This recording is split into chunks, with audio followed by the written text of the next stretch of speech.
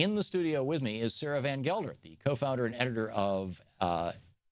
editor-at-large, of Yes Magazine, and author of the new book. Where'd it go? Here it is, right here. Oh, there it is on the screen too. The Revolution Where You Live, stories from a 12,000-mile journey through America. You can read about it at yesmagazine.org. You can tweet her at Sarah van Gelder. Sarah, welcome to the program. Welcome back, actually. You've been on the program before. Yes. Great having you with us. So, geez, a 12,000-mile journey through America. That sounds like fun, actually. It was. I so spent 4 months on the road in a little camper and a pickup truck and visited places I'd never been to before. What did you learn? I learned how much people love where they live, that people have this deep connection to their place, whether it's an urban neighborhood or it's a ranch in Montana, and they're willing to do a lot to protect it. So I learned about a kind of power that people have in their communities that I think is an untapped source of resistance in this era, in this Trump era, and an untapped source of creativity to create the kind of world that people actually want. Are you familiar with Tom Lindsay and his work at the Community Environmental Legal Defense Fund, CELDEF? Yes. Mm-hmm. He is doing that. I mean, That's you know, right. he's going into rural communities that are about to get whacked with anything from fracking to a hog farm and helping them pass local ordinances to keep those guys out. I mean, it's That's right. It's pretty impressive. I mean, it just seems like, you know, I was talking to Larry Cohen the other day, the president of ourrevolution.com, you know, Bernie's, the heir to Bernie's candidacy or campaign. And he said, you know, there's, I don't remember the exact numbers, but it's in the neighborhood of 3,200 counties in the United States. And in a little over 2,000 of those counties, the Democratic Party functionally does not have a presence. And, you know, in probably 1,000 of them, they're not even putting up candidates. And it's like, we've got to turn this thing around. And I think that, you know, local control of your economy and pushing back against the, you know, the big toxic polluters and everything, it seems like a starting point, isn't it? Oh, that's right. And what I found is so many different communities have their own starting points. In some cases, it's that pushback against a pipeline or a coal mine. In other places, it's people saying, you know, we need a new economy and we're going to build it ourselves.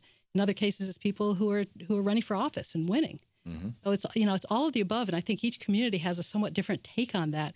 But certainly the notion that we can run for those local offices and win and then move up the chain is really important, and that we have our own independent political organization, not reliant on the Democratic Party, because the Democratic Party does tend to let us down and does tend to disappear in between elections. Well, I think we need to do both. You know, we need to strengthen and become the Democratic Party, frankly, and stop this, oh, yeah, let's go back to sleep between the elections, and build an outside movement. I mean, is that not unreasonable? No, I think that's right. And we have to hold those elected officials accountable and not just look to them to do the right thing, because they're going to be followers, not leaders. So, you know, I looked at the map, and there's a lot of great pictures in your book, and you know, in this map of your trip, and you traveled through a lot of areas that you know, frankly, were carried by Donald Trump or were close to being carried by Donald Trump in the last election, and Republicans.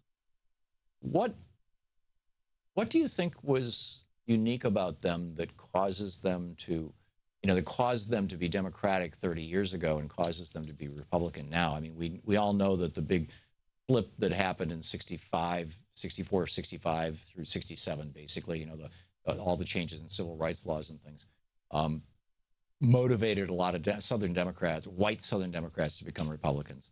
And certainly Richard Nixon and then Ronald Reagan, even more effectively after that, did the Southern strategy to pull those people in. But aside from racism, just naked racism, what else is there?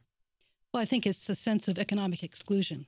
I think people are living in parts of the country that have been suffering for a very long time. The middle class has been in this stagnation mode. Meanwhile, Hillary Clinton kept talking about how great the economy is doing. And I think people felt like, you know, there's a disconnect here. I don't feel great. You know, I'm in debt. My kids can't go to college. My healthcare premiums are going up. You know, one thing after another. It just doesn't feel to people that I talk to. This is why both Donald Trump and Bernie Sanders overwhelmingly won West Virginia, for example. Exactly. It's an outsider strategy. It's saying, you know, this coalition between big corporations and big government with their own insider idea about what's good isn't working for me. I heard that over and over again, and I think people could have gone for Bernie Sanders because he did have that outsider perspective. Yeah. And if they had a choice between an insider and outsider, a lot of people were just willing to go with Trump because they were so fed up. Well, I think that's been the case since 2000, frankly, and that was Barack Obama's appeal, was that he presented himself as an outsider, actually in both elections, and although he turned around the economy and he prevented us from going totally crazy for 8 years. It's although so much of what he wanted to do was just blocked by the Republicans. We're talking with Sarah van Gelder, her new book, The Revolution Where You Live, Stories from a 12,000-Mile Journey Through a New America. You also wrote a piece recently for Yes Magazine called Big Protests Are Fine, but Here's a To-Do List for Lasting Change. Are those the things that we've been talking about, or are there other things that you would suggest? They're related to that. I think that the kind of transformation that we need goes far deeper than just electing Democrats into office. I think we need to take on big questions like the climate crisis. We need to take on racism at a much deeper level. We need to take on inequality that's so pervasive and continued to be a problem under Obama, although he did, I think, what he could. So we need to take those on, and some of those issues we can take on best in our communities. The article you're talking about, I was inspired to write after the election because I think there's so much we have to do now at a local level to keep things from getting worse. I think fascism thrives when people are afraid and when they close their doors and go inside, and we have to do the opposite. We need to be there for each other, just as we were in the Women's March, just as so many people are at the airports. We need to be showing up in person wherever we are and connecting with each other.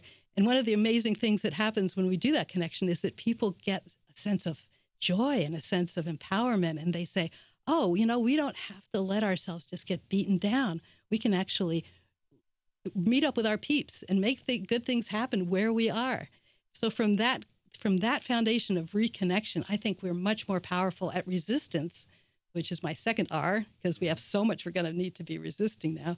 And from there, we can also be doing the revitalization in our communities. We don't have to lose our dreams for beautiful solutions where we live. We can keep making those happen when we succeed in reconnecting and resisting. That's marvelous and very, very well said. Sarah van Gelder, the book Revolution Where You Are. She is also the co-founder of Yes Magazine. The book has a foreword by Danny Glover, by the way. And she's also the editor-at-large at Yes Magazine. YesMagazine.org is the website, and you can tweet her at Sarah van Gelder. Sarah, thank you. Well, thank you so much. And I'm going to be telling more stories at Politics and Prose tonight in Washington, D.C. Great. If you're in D.C., come to Politics and Prose.